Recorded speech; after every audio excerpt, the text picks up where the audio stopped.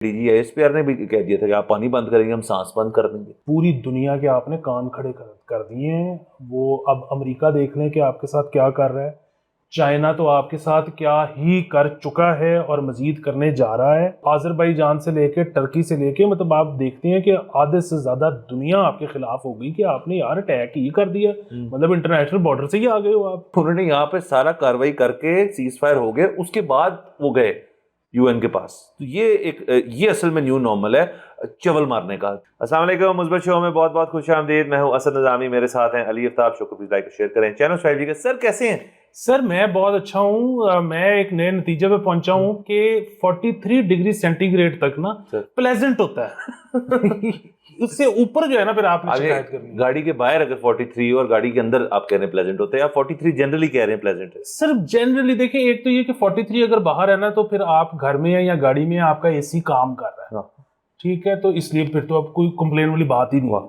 अच्छा, दूसरा ये है कि अब मतलब वही बात है कि जिस तरह मच्छर इवॉल्व हुआ है, अब वो मच्छर नहीं मरता ना, मतलब तो इसका मतलब है इवॉल्व सिर्फ मच्छर नहीं होना था, कॉकरोचों नहीं, इंसान ने नहीं होना था। सर इतने आपने जो है जो साल गुजारे हैं इस धरती पे, तो अब आप इवॉल्व हो चुके हैं। अब 43 जो है ना वो प्लेजेंट है। Stop complaining. आप कह रहे हैं सर मैं अपने बुढ़ापे की तैयारी कर रहा हूँ 50 की, कि आज से कि उसको हम मुकाबला करेंगे उसके साथ। सल्ला ना करे ऐसे हो और 43 ही रहे, और बल्कि उससे थोड़ा कम। अब तो आपको पता है सर, पूरी रिपोर्ट आ गई है कि मानसून जल्दी आ रहा है। आपका जो जून एंड जुलाई तक से, बल्कि मिड जून तक आपकी मानसून रेंज जो आएंगी। और इस दफ़ा मेट डिपार्टमेंट और एनडीएमए दोनों ने ये कहा है कि बड़ी शिद्दत से आएंगी और बड़ी एग्रेसिव किस्म का मानसून होगा। तो मैं उसको इतना संजीदा नहीं ले रहा, क्योंकि सर मेट डिपार्टमेंट तो आज भी बारिश करा रहा था। सर वो देखें, मेक सेंस। उसकी वजह ये है कि वो सारा जो लॉ है ना कि धूप ज्यादा पड़ती है तो पानी इवेपोरेट करता है, तो ऊपर जाके बादल बनता है, तो उसके बाद फिर वो बरसता है। तो सर सीबीडी में आर्टिफिशियल झील सर हमारे इधर तो बहुत बारिश हो रही है। वाह सर, बेहतरीन। तो सर ये बिल्कुल ठीक हो गया सर। बाकी आपको पता है आजकल हमारे शो का एक ट्रेंड बना हुआ है, और इसलिए नहीं कि हम सिर्फ ये बातें करना चाहते, हम तो इस बारे में बात ही नहीं करना चाहते, लेकिन हमसाये मुल्क के हमारे जो फैंस, फॉलोअर्स और लिसनर्स हैं, भाई बहन हमारे, वो हमसे गुफ्तगू करना चाहते हैं और हमारा पॉइंट ऑफ व्यू जो है उससे आगाह रहना चाहते हैं। तो कुछ कमेंट्स आप मेरे ख्याल में आपने शॉर्टलिस्ट किए, उनके ऊपर बात कर लेते हैं। जी सर, इसमें जो है ना 3 कमेंट्स तो ऐसे हैं जिसमें एक मिस्टर पवन कुमार साहब हैं, एक चिकी चुंबक हैं और एक बेदी बॉय हैं। चिकी का पहले नहीं, मैं ये तीनों जो है ना मैंने इसीलिए, और एक मेकिंग सेंस भी हैं। ये चारों ने एग्जैक्टली एक बात की है मुख्तलिफ अल्फाज में। आप क्लब करने लगे? ये मैं क्लब करने लगा हूँ। अच्छा, और इस पे हम फिलहाल इसका जवाब नहीं देंगे, ये अगर कोई बात बनी तो एंड में। उन्होंने कहा जी कि आपने जो है ना वो मोदी साहब का बयान जो है वो गलत समझा है। वो ये नहीं कह रहे थे कि आपके लिए गोली है, वो ये कह रहे थे कि टेररिस्ट के लिए गोली है, नॉट फॉर पाकिस्तानी यूथ। उन्होंने ये बात नहीं की। तो मतलब अगर मोदी साहब ये कह रहे थे तो चले, इस पे फिर जवाब दे देंगे हम। जो ज्यादा वो बात हुई है ना, ये एक है रजत साहब। अच्छा, रजत साहब ने जो है ना वो पहले परसों ट्विटर पे मेरी ली काफी, और वो मैंने उनको कहा जी हम वो शो में कर देंगे कल परसों बात। तो उसके बाद उन्होंने कल फिर शो पे आके ली दोबारा। तो वो ये था कि अभी बयानुल मरसूस के बाद, ये जो ऑपरेशन पाकिस्तान का था, उसके बाद प्राइम मिनिस्टर साहब ने एक तस्वीर गिफ्ट की चीफ ऑफ आर्मी स्टाफ को, हमारे को, जिसके ऊपर एक ये इंडियन आर्टिकल था। ये आर्टिकल शंतानु के बंसल शंतानु के बंसल ने 4 साल पहले एक आर्टिकल छापा, China deploys long range rocket launcher as deterrent to India. उसके अंदर एक तस्वीर थी। अच्छा, अभी इन्होंने ये कहा है कि पाकिस्तान के प्राइम मिनिस्टर ने जो आसिम मुनीर को गिफ्ट की तस्वीर, ये बेसिकली उस मौके की है। ये पाकिस्तान ने ये बयान करके दी है कि ये बयानुल मरसूस में हमने तस्वीर खींची है। अच्छा, इसमें जो है ना, एक तो उन्होंने कहा कि एक तो उनका मकसद ये है कि आपने तो गलत कर दी है, प्राइम मिनिस्टर ने गलत कर दी है, एक तो उनका ये मकसद। दूसरा उन्होंने कहा कि हाँ जी फिर इस पे तो नहीं ना डिस्कशन करोगे। अच्छा, तो मैंने कहा जी नहीं कर देंगे, अब इधर इतना कोई खौफ डर वाला माहौल नहीं है जितना उधर है। तो उस पे वो फिर माइंड करके कि नहीं, इधर ज्यादा है, इधर तो फॉरेन मिनिस्टर जो है वो आपका फलाना कर देता है, प्राइम मिनिस्टर ढमकाना कर देता है, चीफ ऑफ आर्मी स्टाफ फलाना कर देता है, तो यहाँ पे ज्यादा मसला है। अच्छा, अब इसके क्योंकि दो एस्पेक्ट हैं, तो पहले तो हम इस पे चलते हैं कि ये तस्वीर वही है या डिफरेंट है। अच्छा, एक तो ये है कि इस तस्वीर में मतलब जो वो तस्वीर थी उसमें 3 ये रॉकेट लॉन्चर हैं या क्या हैं, हाँ रॉकेट लॉन्चर ही हैं वो, उसमें 2 शायद नजर आ रहे हैं, इस वाली में 3 नजर आ रहे हैं। अच्छा, वैसे तो जाहिर है वो भी फोटोशॉप भी हो सकता है, कुछ भी हो सकता है, हम ये नहीं कह रहे कि ये ठीक ही है।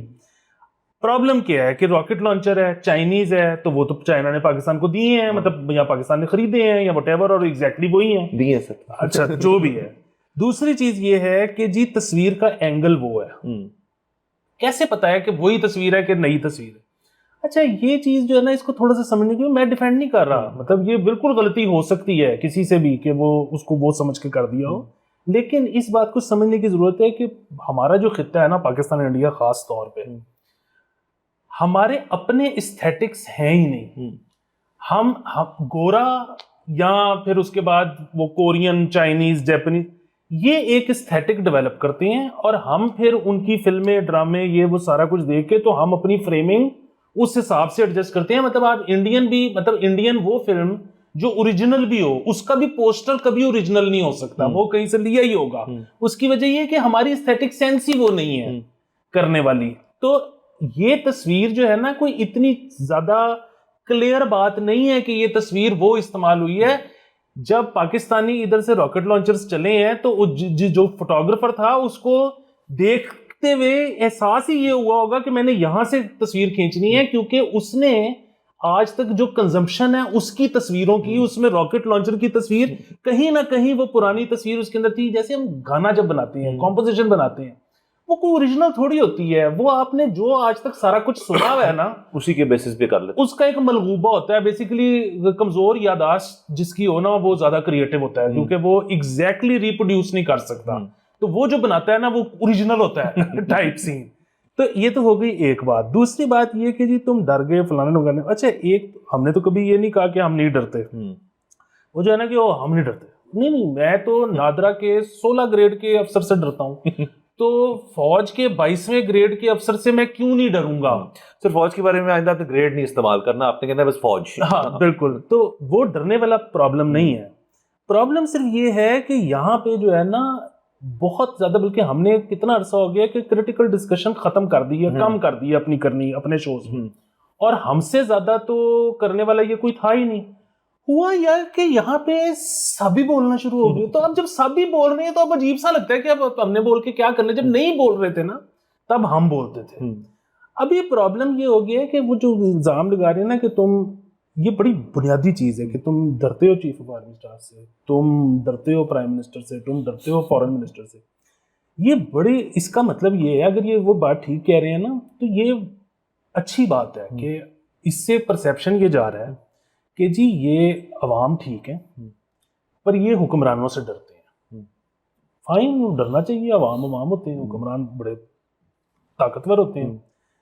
इंडिया का प्रॉब्लम दूसरा हो गया है, वो ये है कि अवाम इन लाइन आ गए हैं। मतलब अगेन वो जो हिंदी पट्टी की हम बात करते हैं ना, नॉट इंटायर इंडिया, वो इन लाइन विद मोदी हैं। अब ये बल्कि इस पे रिसर्च पेपर होना चाहिए कि जी वो अवाम पहले इस तरह के हुए, उसके बाद मोदी साहब हुकूमत में आए, या मोदी साहब हुकूमत में आए तो उसके नतीजे में अवाम ऐसे हो गए।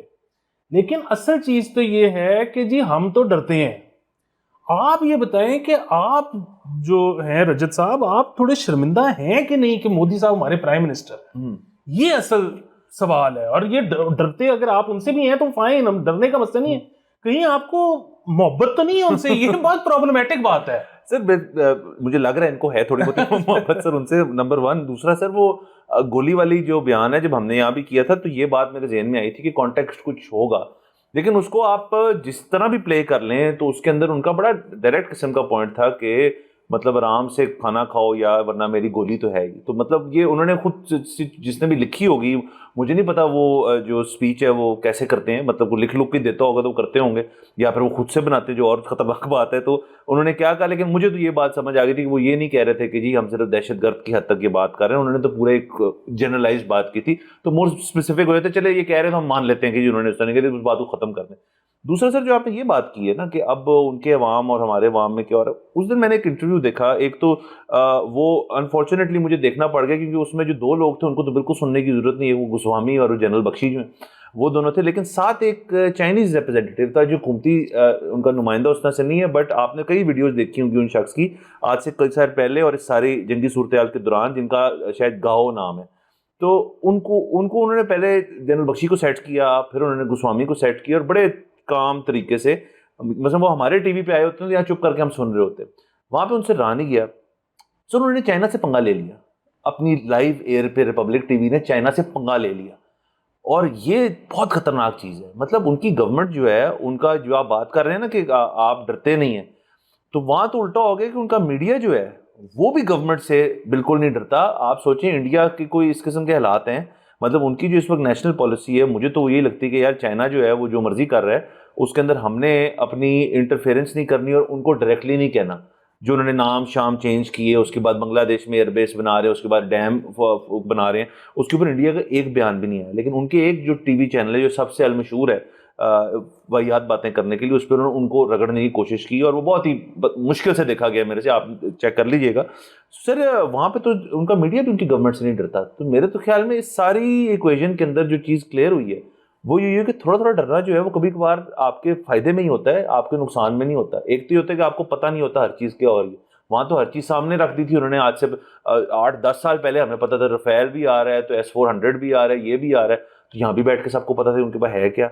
यहाँ तो मेरे ख्याल में ये मई का जो हफ्ता चला था उससे पहले किसी शहरी को पता ही नहीं था हमारे पास है क्या, विच आप अगर सोचें तो in turn worked out for the better. एक तो ये बात होगी। दूसरा सर वहां पे जो उनका मीडिया अभी भी जिस तरह बिहेव कर रहा है, एक नैरेटिव क्रिएट करने की कोशिश कर रहा है, एक तो वहां पे हो नहीं रहा इसलिए वहाँ फ्रस्ट्रेशन ज्यादा है, और दूसरा आप चाइना के साथ भी अब अगर इस तरह से पंगा लेना है तो वो बहुत खतरनाक चीज है। एंड लास्टली सर यहाँ पे भी ये चीज़ जो है, जैसे हमने उस दिन बात की थी, यहाँ पे अगर कोई ये काम सरंजाम दे रहा है कि जो गलत जगह जो बात करनी है वो मियां नवाज शरीफ साहब कर रहे हैं, क्योंकि आपको पता है उनको पंजाब हुकूमत जो है उनका बहुत ज़्यादा इस वक्त एक मोटिव बना हुआ है कि उनको किसी किस्म का डिज़ाइनर बना दें, कि उन्होंने सारा मिशन ये डिज़ाइन किया था। ये बात भी खतरनाक है, ये पंजाब गवर्नमेंट को भी नहीं करनी चाहिए। और दूसरे एंड पे उनकी कौम के लिए बड़ी खतरनाक बात है कि वो उनके मीडिया के थ्रू वो चाइना को अटैक कर जा रहे हैं।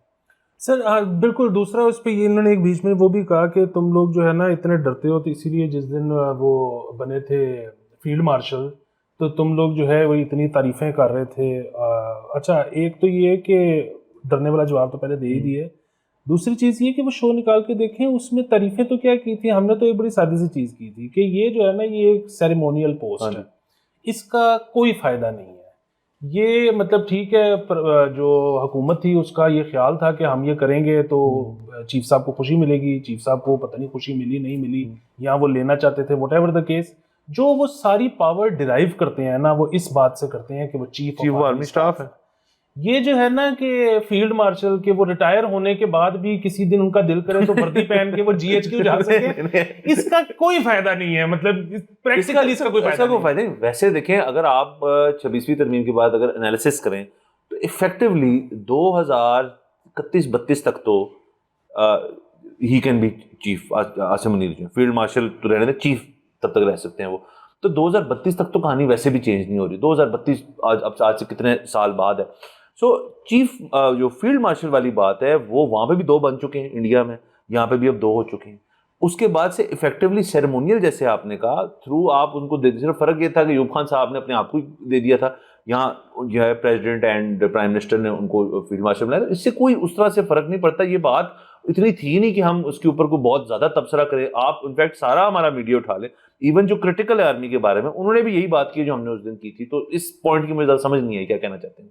हाँ बिल्कुल, मतलब इससे कोई फर्क ही नहीं पड़ता है। वो चीफ है, हाँ, सारी पावर उधर है। अलबत्ता इसमें ये बात है कि जो हमारे एयर चीफ हैं उनका टेन्योर जो है वो अब जरा लंबा हो गया, और वो थे भी अपने एक्सटेंशन पे थे और अब उसको भी बढ़ा दिया। लेकिन विच इज़ फाइन। अगेन, अगर तो कोई क्लैश अल्लाह ना करे होना है फिर से, तो वो एरियल ही होना है सबसे शुरुआत के अंदर उसकी, और अल्लाह करे वहीं तक महदूद रहे, वो भी ना हो। तो वो शख्स जिसकी परफॉर्मेंस इतनी ज़बरदस्त रही है, जाहिर है हम चाहेंगे कि वही रहें। मतलब इंडिया तो ड्यूरिंग वॉर अपने कोर कमांडर्स और बाकी चीज़ें शफलिंग कर रहा था, हमने तो नहीं करना चाहते, क्योंकि हम तो यही, हमें पता है कि हमारी जो एयरफोर्स की थी और फौज की परफॉर्मेंस थी वो बेहतरीन थी, तो हम उन्हीं लोगों को रखेंगे। इसमें तो कोई वो वाली बात तो नहीं है कि आप डर गए या आपने ये कह दिया। अच्छा मसला फिर वही है ना कि वो जो फौज में तकर्रर तबादला एक्सटेंशन प्रमोशन ये इंडिया में भी कोई अवाम से पूछ के नहीं करता और पाकिस्तान में भी कोई अवाम से पूछ के नहीं करता। अच्छा पीछे रह गया हुकूमत। अच्छा हुकूमत में अगेन सबको पता है ये जो हुकूमत है ना ये फॉर्म 47 की है। तो मैं ये सारा कुछ इसलिए करवा रहा हूँ कि पाकिस्तान में अगर कुछ गलत हो रहा है ना या अगर हो जाता है या कल को हो जाए या पीछे कुछ हुआ है तो वो मेरे और आपके कॉन्शियस पे नहीं है। लेकिन रजत साहब अगर इंडिया से कुछ गलत होता है ना तो आप अपनी पोजीशन क्लियर करें कि आप डिवाइड के किस साइड पे खड़े हुए हैं। दूसरे से इसमें एक और भी वो कमेंट आया हुआ था वो ये कि वो रेड अक्टूबर साहब हैं उन्होंने कहा है कि you guys are really cool and advocate peace and libertarian attitude पर बात ये है कि Modi or no Modi India will not tolerate terror emanating from Pakistan. सही है। अच्छा इसका जो है ना वो जवाब बड़ा सादा है रेड अक्टूबर साहब। वो ये है कि एक तो इस दफ़ा आपने कोई बताया नहीं इंडिया ने पहलगाम में कि पाकिस्तान के क्या सबूत हैं कि उसकी शमूलियत थी। दूसरी चीज़ ये है कि और जाहिर है जो है ना एक तो we don't consider India enemy. दूसरी चीज़ ये है कि टेररिज्म इतनी बुरी चीज़ है कि you can not even wish it for an enemy. ठीक है तो अल्लाह करे कभी कोई टेररिज्म का वाक़या कहीं भी ना हो। लेकिन दूसरी चीज़ ये कि खुदा न खास्ता कभी भी कहीं भी कोई टेररिज्म का वाक़या होता है तो उसको जो एड्रेस करने का तरीका है ना वो ये है कि आप यूनाइटेड नेशंस जाएंगे, आप दीगर मुल्कों में जाएंगे, आप उनको सबूत देंगे, आप इंटरनेशनल अदालतों का दरवाज़ा खटखटाएंगे और उसके बाद आप प्रेशराइज करेंगे जिस भी मुल्क से वो एमिनेट हुआ है कि वो उस पर एक्शन ले। ये जो सीधा है ना अटैक करने वाला मामला ये अब आप नहीं कर सकते और उसकी वजह ये है कि वो पाकिस्तान तो जो भी है और जैसा भी है पूरी दुनिया के आपने कान खड़े कर दिए हैं। वो अब अमेरिका देख लें कि आपके साथ क्या कर रहा है, चाइना तो आपके साथ क्या ही कर चुका है और मज़ीद करने जा रहा है। आपके मतलब वो आज़रबाईजान से लेके टर्की से लेके मतलब आप देखते हैं कि आधे से ज़्यादा दुनिया आपके खिलाफ हो गई कि आपने यार अटैक ही कर दिया, मतलब इंटरनेशनल बॉर्डर से ही आ गए हो आप। अब हुआ ये है कि इस फाइट में रशिया कह रहा हूँ फ्रांस और इजराइल आपकी साइड पे थे, अब वो भी नहीं रहेंगे, उनका इतना नुकसान हो गया है। सो बेसिकली पूरी दुनिया को आपने दुश्मन बना लिया बैठे बिठाए अपना।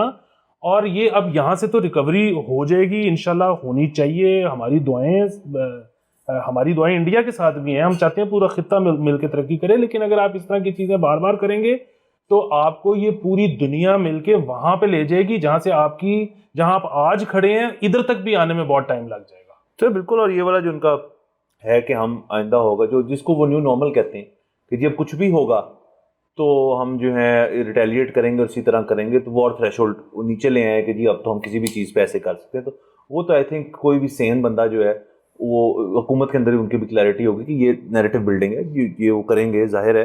और उनके लिए भी बड़ी एक टफ चीज़ें आगे नवंबर में उनके इलेक्शंस हैं, उनके ऊपर भी उन्होंने किसी ना किसी तरह से अपनी जो बाय बैक करना है, अपना क्रेडिबिलिटी जो है सारी इस चीज़ की, वो बहुत उनके लिए अहम है और ज़रूरी है। तो वो उस चीज़ के अंदर करते रहेंगे, ये वाली बातें चलती रहेंगी। इसके अंदर कितनी रियलिटी है वो एक अलग बात है, क्योंकि और वहाँ पे भी मेरे ख्याल में इसी तरह सेनर माइंड जो हैं उन्होंने भी यही कहा होगा जी कि अब आप ऐसे कर नहीं सकते। तो इस तरह के सर कोई एक बिल्कुल लून किस्म का बंदा पागल वो जैकेट बांध के पहुंच जाए किसी बाजार के अंदर और पाट जाए, तो इसका ये मतलब तो नहीं ना कि आप फिर दुनिया के किसी भी आपको अच्छा नहीं लगता तो आप कहेंगे यार हम हमला करने लगे। हमले अब ऐसे होते नहीं है, वो आपने करके देख लिया क्या हुआ। वो आप मानते नहीं है वो अलग बात है, आपने करके देख लिया कैसे हुआ, एक बात ये होगी। दूसरा सर आपने जो यूएन की बात की वो बड़ी पर्टिनेंट है इस वजह से कि जब 9/11 भी हुआ था वो कितनी बड़ी चीज़ थी। दुनिया को अब माना जाता है प्री 9/11 और पोस्ट 9/11, अमेरिका को नहीं दुनिया को। तो अमेरिका बिफोर अटैकिंग जवाबी जो उन्होंने करना था वो जो भी उन्होंने किया उसके बाद उसको छोड़ दें, वो यूएन गए थे पहले। ये सारा कुछ है हमारे पास, इसकी बेसिस पे हम ये करने लगे हैं। वहाँ पे भी कुछ बहस हुई होगी कि ऐसे ना करें वैसे कर लें, उन्होंने कर दिया वो चीज़ करके। यहाँ पे उन्होंने उल्टा किए, पहले भी बात कर चुकी, उन्होंने यहाँ पे सारा कार्रवाई करके सीज फायर हो गए, उसके बाद वो गए यूएन के पास। तो ये असल में न्यू नॉर्मल है चवल मारने का। तो वो न्यू नॉर्मल जो है उसको अगर आप सही तरह से असेस करें तो पाकिस्तान के अंदर भी एक न्यू नॉर्मल क्रिएट हो गया कि भाई अगर आप जो हैं आप हमारे साथ मजीद पंगे लेंगे ये तो हमारे DGISPR ने भी कह दिया था कि आप पानी बंद करेंगे हम सांस बंद कर देंगे। अगेन न्यू नॉर्मल जो है वो किसी को भी उससे खुश नहीं होना चाहिए, कुछ दोनों मुल्कों के लिए न्यू नॉर्मल क्रिएट हुआ है। और अगेन हम चाहते हैं, जैसे आप हमेशा से शो की पॉलिसी रही है कि हम चाहते हैं, हम नो मान रहे, सब तरक्की करें उसके अंदर। और जो उसकी एक माइट थी जो इंडिया ने क्रिएट की थी, $600 बिलियन का रिजर्व, 4-5 ट्रिलियन डॉलर की इकोनॉमी, वो आप देख लें कि एक हफ्ता लगा और उसके अंदर सारी जो उसके एलिमेंट्स हैं वो सामने वाजे हो गए। तो इसके ऊपर क्यों नहीं कोई बात करता वहाँ पे? सर बिल्कुल, ये बड़ी ज़बरदस्त इंडिया की कामयाबी थी, हम इंडिया के साथ थे। ये जो $600 बिलियन का ये जो पूरा इंडिया राइज एंड शाइन जो पूरा एक कॉन्सेप्ट था, ये कैसे बना है? ये सॉफ्ट इमेज से बना है, ये फौजी दस्तों से, ये राफेल खरीदने से नहीं बना। इंडिया को जो एकदम से फील ये हुआ ना कि अब हम अपनी जरा जो है ना एक मिलिट्री माइट भी दुनिया को चेक करवा दें, उसकी वजह से दुनिया का जो रिएक्शन आया है, चाइना अमेरिका का जो रिएक्शन आया है, वो इंडिया बहुत पीछे चला गया। हमें ये बात समझने की जरूरत है कि वो जो सॉफ्ट इमेज इंडिया ने बनाया, जिसकी वजह से वो राइज एंड शाइन और फलाना वगैरह कुछ, बेसिकली हम लोग मरासी हैं। हमारा काम है पोली पोली ढोलकी। आप उसको चाइना को पैसे दे के असला खरीदो या आप फ्रांस को पैसे दे के असला खरीदो, इससे आप तरक्की नहीं कर सकते। आप तरक्की यही कर सकते हो कि यार रात को तेरे भाई को ना एक ऐसे गजल का जो है ना 2 मिसरे आए हैं यार, चेक कर। ये है हमारा गेम। मतलब कि ये जो है ना, मतलब हम यूरोप को बेचें कि ये जो है ना कुछ एग्जॉटिक सा चल रहा है। ये अगर आप जंग के चक्कर में पड़ गए ना, मतलब पाकिस्तान तो has much less to lose than India. हाँ बिल्कुल सर, और उनको ये भी चीज़ देखनी चाहिए क्योंकि उनकी जो बाकी सारी चीज़ें जो अपवर्ड ट्रैजेक्टरी जा रही हैं वो भी सर रफेल की तरह यूँ ना गिर जाए, तो ये हम नहीं चाहते कि होए। सर आगे चलते हैं। सर लाहौर शहर के अंदर आपने देखेंगे बड़ी रौनकें लगी हुई हैं सर। लोग जो हैं वो सड़क की साइड, अल्लाह का शुक्र है सड़क की साइड पे, सड़क के ऊपर नहीं खड़े हो गए हैं लोग। और मैं बड़ा परेशान था कि ये क्यों हो रहा है। पहले तो मुझे लगा क्योंकि गद्दाफी स्टेडियम के अंदर तक लाइन जा रही थी, तो मुझे लगा बड़ा बंदा जो है PSL देखने है, बड़ी मुश्किल से मुझे याद है कि पिज़्ज़ा तो खत्म हो गया तो ये पता नहीं क्यों खड़े हुए। तो सर वो जो इमिशन टेस्टिंग हो रही है वो सब लोगों की हो रही है और वो बेहतरीन चीज़ है, वो आपकी गाड़ी पे स्टिकर लग जाएगा। गाड़ियों की हो रही होगी, अगर लोगों की हो रही है ना तो हमें अपनी डाइटरी हैबिट्स चेंज करनी पड़ेंगी। सर उसके लिए हमें मीटर नहीं चाहिए, उसके लिए पंजाब पुलिस तैयार हो गए, मुंह खोलो और वो चेक कर लेंगे। तो उसके लिए तो मीटर चाहिए नहीं और वो बड़ी जल्दी हो सकता है। गाड़ियों वाला अलबत्ता जो है उन्होंने काम सारा शुरू कर दिया सर। बड़ी तवील एक जो लाइन है वो लगी हुई है, और मैंने तो खुद, मैं गया, मैं एंड तक नहीं पहुंच सका लाइन के, तो मैंने सर अपने हाथ में तकरीबन कुछ 600 गाड़ी तो सर मैंने गिनी। तो अब वो कैसे इन सबको मैनेज कर रहे हैं मुझे नहीं पता। लोग परेशान हैं, कुछ लोग गाड़ियां बंद करके बाहर खड़े हुए हैं। ज़ाहिर पेट्रोल बड़ा लगता है इसके अंदर, इसका चलान मुझे नहीं पता कितना है, अगर आपकी इमिशन टेस्ट नहीं हुआ हुआ, इसको बड़ी बेहतर तरीके से किया जा सकता था।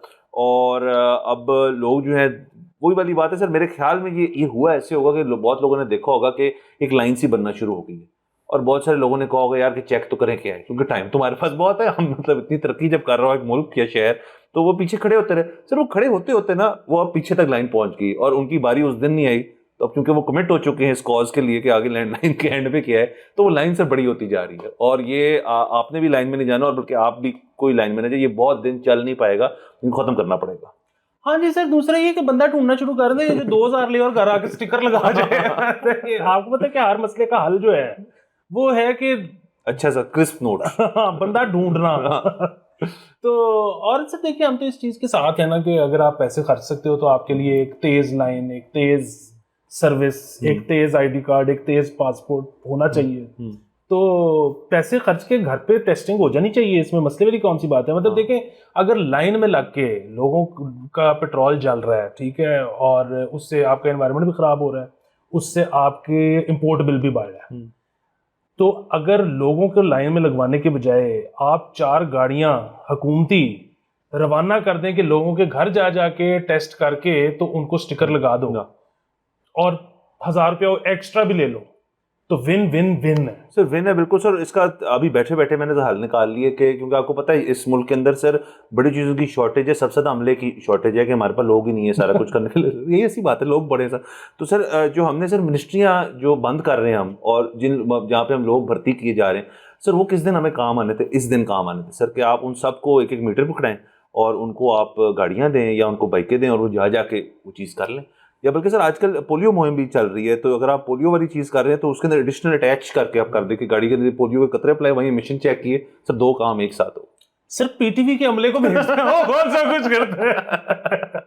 सर लोग बड़े बिल्कुल सर। 12 सर ये बेहतर तरीका इसका ये था कि आप ईयर वाइज कर लेते, जो ज़्यादा पुरानी गाड़ियाँ हैं उनको पहले दावत देते कि जी आप आएँ और आप अपनी टेस्टिंग कर लें।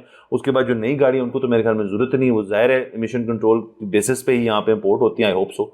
और बाइकों की कब बारी आएगी सर, ये अगेन वो फिर डिबेट हमारी बहुत लंबी हो जाएगी कि बाइकों को क्या करना है। तो ये सर कैसे कर सकते हैं जब फैक्ट्री से ही नहीं होके आता। हम सिर्फ चेक तो करें ना, पता तो चले ना कितनी है। तो बस सर हम वी प्रे कि ये चीज़ जो है इसको ज़रा रेगुलराइज कर लें। वैसे ही जो आपको बीटीआई है उसके ऊपर आपने फौरी तौर पे अमल नहीं करना होता, ये भी पंजाब गवर्नमेंट को सिखाए कि सोच समझ के कर लिया जाए तो बेहतर है। सर इसमें आपको मैं बताऊं कि 2-3 जगहों पे बाइक लेन वाला जो बैरियर था वो तोड़ना शुरू कर दिया लोगों ने खुद ही। नहीं सर, पंजाब हुकूमत ने उठाने लगे वो आहिस्ता आहिस्ता वो वाली जो बीटी थी ना वो वापस होनी शुरू हो गई। बस बीटी। बस सर ये बेहतरीन है, देखते हैं क्या होता है। इजाजत लेते हैं सर, अगले एपिसोड में मुलाकात होगी। खुदा।